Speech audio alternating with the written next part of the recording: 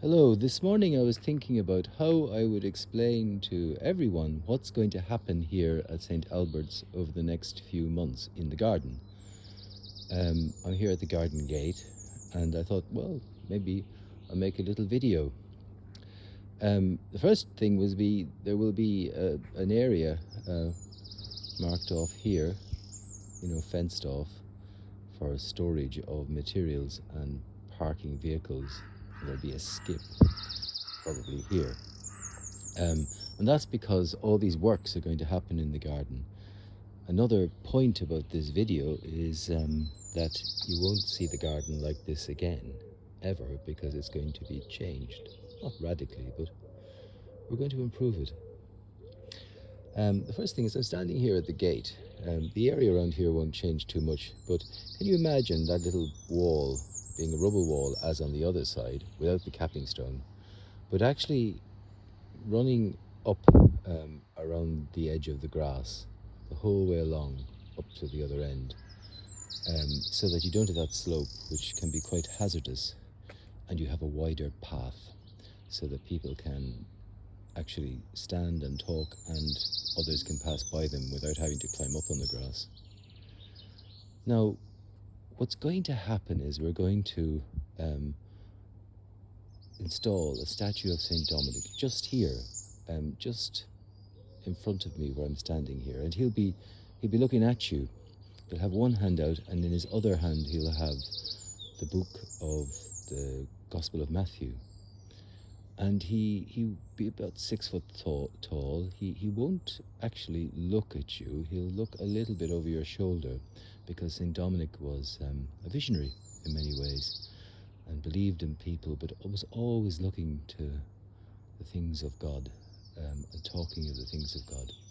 So he'll be there, but he'll be inviting you to enter. And around him there'll be a kind of a roundabout. There will be a circle, a paved circle, to the right and the left of this path. So there'll be like a circle. He'll be in the centre, and so he'll be there welcoming people. And then what I wanted to speak about now were these beds, because the big change will be that the beds are going to be redone. And I just wanted to talk about a little bit about some of the plants we have there.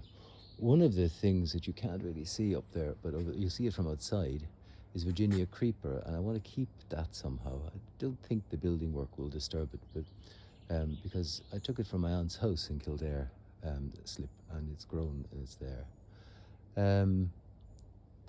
That's a star magnolia. Now we want to keep that because one of the symbols of St. Dominic is a star, and our statue will not have a star on it. It will just have the book of the Gospels. But it's quite nice that the statue is located beside it. Now there's going to be a paved area, so a lot of these plants will all have to go, but actually you can come and take some of these plants and keep them for us. You could foster them, you could mind them over the summer, in this coming week. There's this one. This is a day lily, and which grows really, really well there, and we could make more of it actually. There's these hostas. They're plantain lilies. These ones are great, and they grow there, and they come every year. There's actually 3 of them, and 2 of them it's amazing. They just come from nothing, and the snails have a great time eating them, but that's fine too.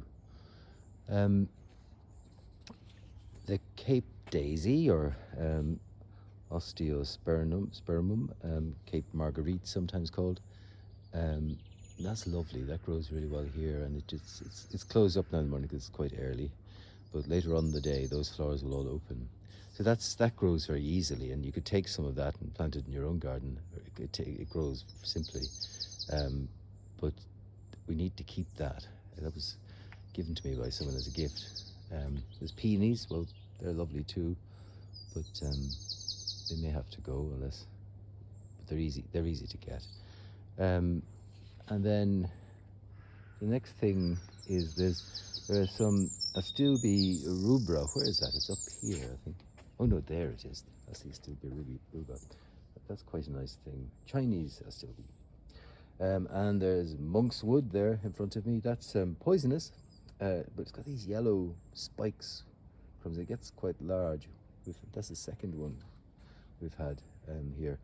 But there's these yellow spikes, and the loveliest thing about it is that bumblebees, bees, and insects absolutely love going up into them, and they're there all the time once it's in bloom. Again, that's quite easy to move. Everlasting sweet pea, perennial pea or pea vine, white flowers. That comes from nothing again. It's magic, and it just will grow up there. Well, this one won't, but maybe somebody might like to take it, and it's a lovely thing to have in the garden. There are astrantia. There's some sort of drooping astrantias, but we've got loads along the bed, and they're lovely things, and they come in different colours. And there's Old Man's Beard there beside one there. I think it's Old Man's Beard. And you go along, there's things like, where is it now? There's one that looks like a nettle, but it's actually Canterbury bells there, hidden under the rose. There are irises, bearded iris. And then there's this lovely thing called Romnea, which I first saw in the botanical gardens in Madrid. And it grows really well here, and I love that plant. And later in the summer it will have beautiful yellow centered big white flowers with a yellow center, a bit like a fried egg, but they're really beautiful, tall, and graceful when it comes. So that's the Romnea. That's a lovely thing, and grows really easily here. And what else is there? Let me see. I've made a list. There's lovage, is monster.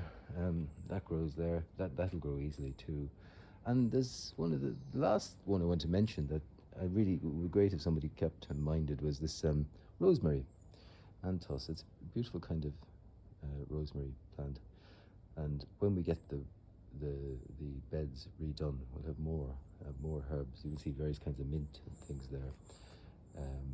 So what's going to happen to this bed the whole way along is that these plants will have to come out in the next week, or else they'll just go. And then the wall will be rebuilt. There's a load of rocks in that bed. They'll be taken out. There's also wiring for lights. That'll all come out, because we're going to redo the lighting here because it's not adequate in the winter. The other big change that's going to happen is, this headless statue is going to go back where it used to be, which is over. You'll see it from the chapel beyond the glass. It was always against the wall. But here, people stand here, and people always stand in doorways. But it becomes a bit of a bottleneck. So we want to widen this space here. And also, just here where I'm looking, the wall will curve around to near the door of the chapel. And there will be a much wider space here, kind of joining in with the ramp, and they've got to get the levels right, but they can do that. And so there will be a lot more room to stand here, as people do after Mass, but also for people to pass by, again, without climbing up on and slipping on this grass slope. There won't be any change really to the area there around the door, the various kinds of planting there. And the next thing I wanted to say was I want to come over and just show you what's going on. The other thing, it's a much smaller thing, but it'll tidy up things a lot. I'm afraid this rowan is going to go because it's slowly dying. You can't have kids running on a lawn and a rowan tree, I've discovered. It gets shocked because they all pull out of it. But I think we can grow a rowan behind, over on the other side, over there, over behind those trees. I'll show you. We can get one planted in the autumn. So we won't be disturbing any of this area at all, but we will edge this bank with just some rubble stones along, and most of you will know that this place was covered in ivy, and recently the ivy was cleared away. And of course, what it revealed was this pathway, which we're going to pave with stone from the other path. We'll have extra stone left over, and you can see that this is made years ago. I don't know when that was done. And around here, around the corner, you can see there's actually you can see there's a platform of concrete there of slabs. So we're going to put a garden shed there, because we don't really have a place to store things like brushes and shovels and so on. And the other side of that, we will plant up stuff to cover it. So I think somewhere here we could probably put a rowan tree, but also things like, I'd like some forsythia, which I think will grow there. I've always wanted that in the garden for Easter. So hopefully we will. Anyway, these are the things that are going to happen. So you won't see the garden quite again. After the 19th of June, this will be a building site. Access to the chapel will continue, but during the week, Monday to Friday, it will only be at 5 o'clock for Mass. And then you'll come, they will create steps here. Yeah, they'll create steps here, and you'll step up onto this lawn, walk across, and there'll be steps the other end to take you down to the chapel. Now that means, sadly, that we can't have any disabled access. So people who can't do the steps won't be able to come. And I'm very sad about that, but there's no way around it. That'll be until probably mid to late August. So this is all going to happen, the week after next. And it's very, very excited about it. And I hope you will be too. And come the autumn, come September, we will have this space back again, but improved, and a space where people can really sit and contemplate God's goodness. Thank you.